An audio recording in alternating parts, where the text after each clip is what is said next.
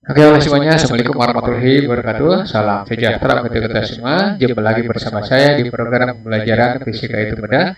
Nah, kita akan melanjutkan pembahasan masalah gerak dan gaya. Ya. Nah, tetapi saya sengaja memisahkan antara materi gerak dan gaya ya supaya kalian terkonsentrasi ya. Jangan campur aduk. Nah, untuk selanjutnya pada sub pembahasan gaya kita akan mempelajari tentang gaya dan jenis gaya. Nah, untuk selanjutnya perhatikan uraian pokok bahasannya. Nah, materi bahasan khusus untuk gaya yang pertama adalah A. Pengertian gaya, kemudian resultan gaya, kemudian C-nya jenis gaya, D-nya hukum Newton, dan yang terakhir adalah latihan soal supaya konsep-konsep yang diberikan oleh saya ya yang dijelaskan nanti mampu diserap dan diaplikasikan oleh kalian ke dalam perhitungan. Oke, lanjut ke pembahasan. Ini hanya sebentar ya, sebab ini dasar saja. Nah, oke, pengertian gaya. Pengertian gaya dan fungsi gaya. Nah, sekarang A, besaran fisis yang memiliki nilai dan arah. Jadi nanti dia punya nilai dan punya arah. Contoh ya, saya mendorong meja ke arah kanan dengan saya mendorong meja ke arah kanan, berarti arah kanan itu punya arah ya. Dengan gaya misalkan 100 Newton, berarti nilainya adalah 100 Newton, arahnya ke kanan. Oke, itu pengertian gaya ya. Nah, berikutnya B, penyebab gerakan. Jadi dengan adanya gaya, maka benda-benda yang dikenainya itu kemungkinan besar akan bergerak. Baik itu gerak lurus beraturan maupun gerak lurus berubah beraturan. Oke. Nah, yang C itu satuan gaya, itu Newton. Nah, nanti dibahas di depan ya, Newton. Nah, sekarang yang berikutnya dia alat ukur. Alat ukur gaya itu telah dibahas di kelas 10 ya. Bukan kelas 10, kelas 7 ya berarti. Nah, ini neraca pegas. Nah, ini berarti alat untuk menentukan besarnya gaya berapa yang dikerjakan pada suatu benda ya. Oke, itu. Nah, kemudian lambangnya atau kodenya, notasinya bisa. Ini berupa garis. Nah, kenapa garis seperti anak panah? Karena gaya itu adalah vektor. Besaran vektor dia punya punya nilai dan punya arah, ya. Seperti yang tadi, mendorong meja ke arah kanan dengan gaya 100 Newton. Berarti besarnya 100, arahnya ke kanan. Oke? Nah, sekarang gaya dapat dioperasikan. Nah, nanti ini di SMA itu akan ada vektor ya. Penjumlahan vektor, pengalihan vektor, ya, pengurangan vektor, vektor 3 dimensi sampai seterusnya. Nah, vektor dapat gaya dapat dioperasikan dengan menggunakan metode penjumlahan. Nih, misalnya nih, nanti saya terangkan lagi. Nah, ini ada dua gaya ke kanan. Ya, penjumlahan. B, pengurangan. Nah, contoh gini. Ini ada gaya ke kiri dan gaya ke kanan, ya. Nanti diterangkan lagi. C, perkalian vektor. Gaya, vektor gaya nih, vektor lagi. Perkalian gaya. Nah, ini misalkan F1, yang ini F2.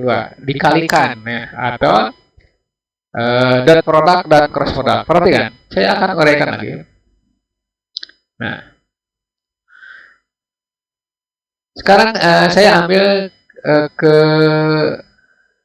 alat ukur nih, alat ukur dulu. Nah, alat ukur ini misalkan ditarik, ini digantung misalkan ke atas ya, digantung. Nah, ini ditarik dengan gaya misalkan ke bawah, digantungi beban boleh ya, atau ditarik dengan gaya F. Nah, nanti ini dia akan menunjukkan angka di sini berapa, misalkan 10. Nah, itu adanya 10 Newton ya. Tuh. Nah, sekarang lambangnya berarti ini ke arah kanan ya, arahnya ini F gitu ya. Nah, bisa F, bisa A, bisa V ya, sampai seterusnya. Nah, sekarang penjumlahan. Taruh saja di sini adalah F1, ini adalah F2. Dia bekerja misalkan pada sebuah benda misalkan ya. Misalkan dua orang A dan B, dua orang anak A dan B menarik benda ini misalkan dengan gaya F1 dan F2. Nah, nanti resultannya R ya. Resultan itu F1 ditambah F2. Kenapa ditambah? Karena searah ya, sama seperti kita mendorong mobil dari belakang ya oleh 10 orang. Berarti nanti dijumlahkan tenaga-tenaga yang 10 orang itu. Oke. Nah, berikutnya adalah pengurangan. Pengurangan itu biasanya arah kanan positif, arah atas berarti positif, arah kiri negatif, arah bawah berarti negatifnya. Contoh misalkan ya, F2 dan F1 berlawanan arah. Nah, nanti pengurangannya bisa saja begini. F2 dikurangi F1 ya. Oke. Nah, nanti kalau ini bekerja pada benda, mungkin saja benda bergerak ke arah kanan, atau benda bergerak ke arah kiri, atau benda itu diam. Nah, bagaimana kalau diam? Diam berarti F2 sama dengan F1. Nah, berikutnya adalah perkalian vektor. Nah, ini ada dua metode. Ada dot product ya, dot product, dan cross product. Nah, cross ya, cross product. Tuh ya. Tuh, jadi ada dua metode, perkalian vektor, dot product, dan cross product, atau perkalian gaya, dot product, dan cross. Nanti di kelas SMA ya. Sekarang tidak dibahas. Kenapa? Karena terlalu tinggi ya. Oke. Itu penjelasan untuk pengertian dan fungsi gaya, kemudian operasionalnya ya. Mudah-mudahan nih dengan penjelasan yang singkat ini kalian mengerti ya. Oke. Lanjut. Contoh ya di sini. Contoh soal ya. Saya percepat aja nih. Tuh. Nah, pertanyaannya, tentukan resultan gaya yang bekerja pada benda bermassa M seperti pada gambar di bawah. Nah, ini kita kerjakan untuk nomor A ya, A. Nah, perhatikan nih. Berapa resultannya? Resultannya itu berarti, ingat tulis dulu yang positif. Nah, ke kanan positif, ke atas positif, ke kiri arahnya negatif, ke bawah arahnya ke bawah berarti negatif. Nah, di sini berarti mau tidak mau F2 dikurangi F1 ya. Kenapa? Karena F2 lebih besar gitu. Berarti ini 25, yang ini 20. Maka hasilnya adalah 5 Newton. Artinya apa? Jadi nanti benda ini akan bergerak ke arah kanan. Mirip dengan tarik tambang ya. Oke. Nah, R itu apa? Resultan. Sama nggak dengan gaya? Sama ya. Boleh F total, boleh resultan. Nulisnya ini 5 Newton. Artinya apa? Dia bergerak dengan gaya 5 Newton. Ya. Nah, setelah kita membahas tentang gerak lurus sebuah beraturan, maka dia akan bergerak dengan percepatan sekian ya. Kecepatannya sekian, jarak yang ditemuinya adalah sekian. Jadi nyambung dengan gerak. Nah, maka pokok bahasanya ada gerak dan gaya gitu ya. Oke. Lanjut ke option B ya. Di sini resultannya berapa atau F totalnya berapa gitu ya. Nah, karena Sarah, maka nanti F total atau resultan. Jadi resultan itu vektor pengganti dari gaya-gaya penyusunnya. Ini berarti tinggal F2 ditambah F1. Nanti berarti 15 ditambah 10. Berapa? 25 Newton. Nah, artinya apa? Benda ini akan bergerak ke kanan dengan gaya 25 Newton. Ya. Oke. Yang terakhir, ya. Terakhir di sini ada 3 buah gaya. Maka F total boleh ditulis begini. F2 ditambah F1 dikurangi F yang ketiga. Ini berapa? 14 ditambah 12 dikurangi 10 ya.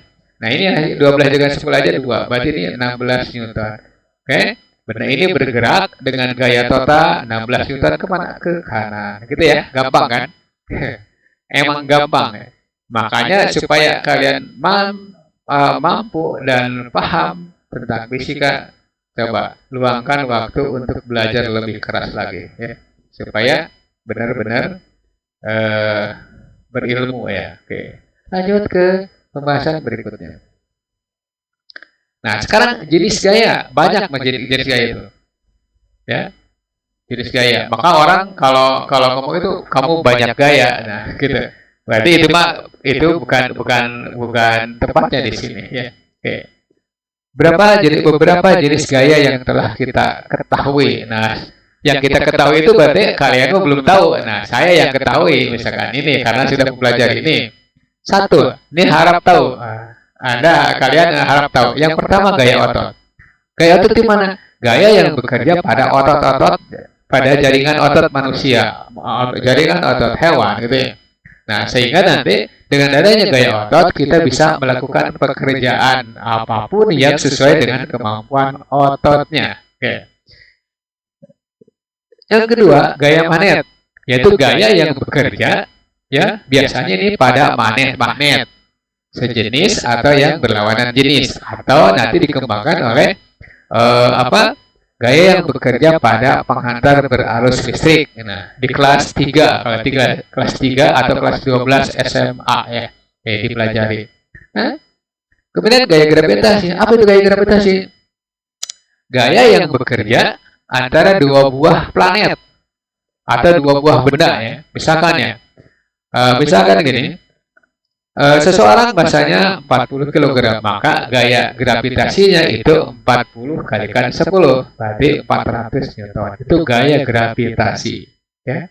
Jadi tiap planet punya gaya gravitasi. Ya. Ke D, gaya mesin. Nah, gaya mesin itu gaya yang bekerja atau yang dihasilkan oleh sebuah mesin.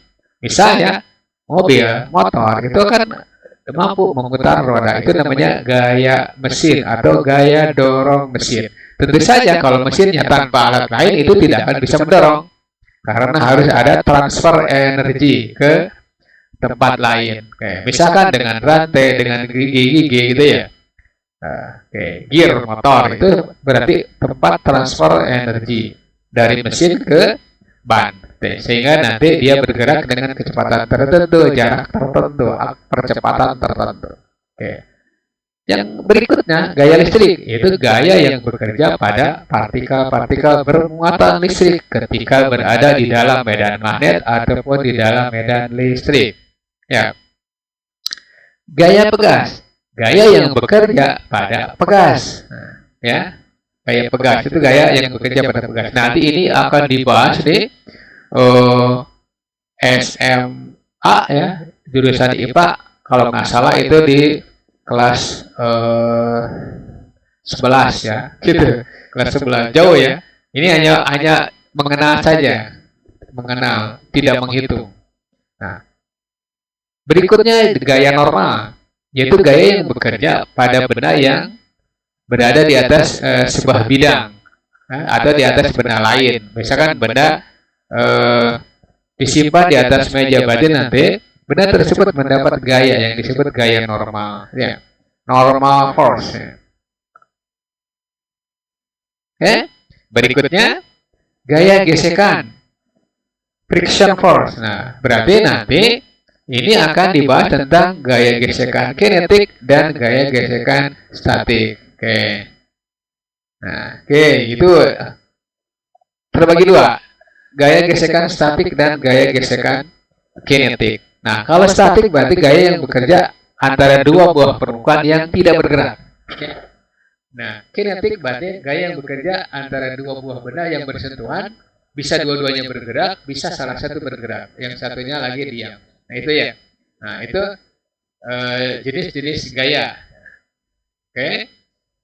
Nah, nanti dibahas ini tiap bab gitu ya. Kalau ini tenang saja. Itu penjelasan tentang gaya dan definisinya. Ini hanya sebentar, hanya pengenalan gitu ya. Mudah-mudahan video singkat ini memberi penjelasan pada kalian supaya keilmuannya bertambah ya. Next video hukum Newton. Nah, di sini kita akan membahas hukum Newton yang berhubungan dengan gerak suatu benda.